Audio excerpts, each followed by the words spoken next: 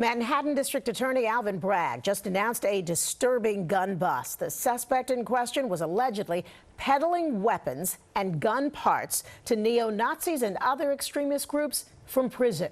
Eyewitness News reporter Anthony Carlo is in Lower Manhattan with details on how multiple agencies shut down this operation. Anthony? Sandra, that's right. Authorities say Hayden Espinoza used technology and the comfort of his own prison cell in Louisiana to market these firearms to an undercover cop in New York. And authorities say these weapons, if in the wrong hands, well, there's no telling the amount of bloodshed they could cause. Take a look here at just some of the examples of these firearms and gun components, all illegal, that 24-year-old Hayden Espinoza allegedly sold to an undercover NYPD cop while he was in federal prison. Authorities say Espinoza would advertise silencers, high-capacity magazines, Glock-style handguns, and auto sears, which are rapid-fire modification devices that can transform a semi-automatic weapon into a machine gun.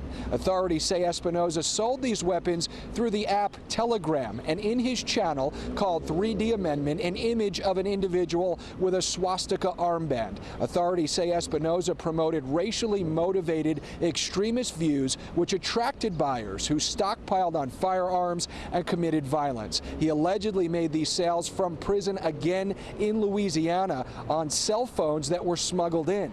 Authorities found their way to Espinoza after the 2022 racially motivated mass shooting at Top Supermarket in Buffalo, New York, in which white supremacist Peyton Gendron killed 10 black people. Authorities say Espinoza's Telegram channel was frequented by the shooter before he went on his rampage. A subsequent investigation showed on August 7th of 2023, Espinoza allegedly sold 2 auto sears, one for a Glock-style handgun and one which was 3D printed for an AR-style rifle to an undercover cop.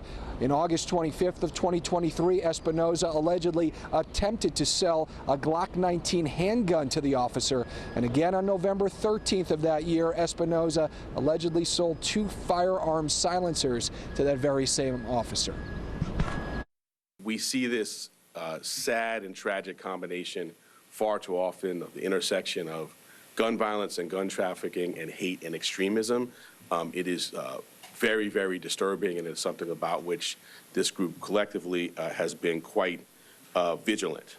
The spread of neo-Nazi ideology online that was so horrifically demonstrated by the Top Supermarket attack and marbled in this case into discussions about selling illegal guns and parts on Telegram that the defendant transacted business on are images of white supremacist paramilitary groups overseas, dressed in fatigues, saluting Hitler, vile rhetoric, neo-Nazi iconography.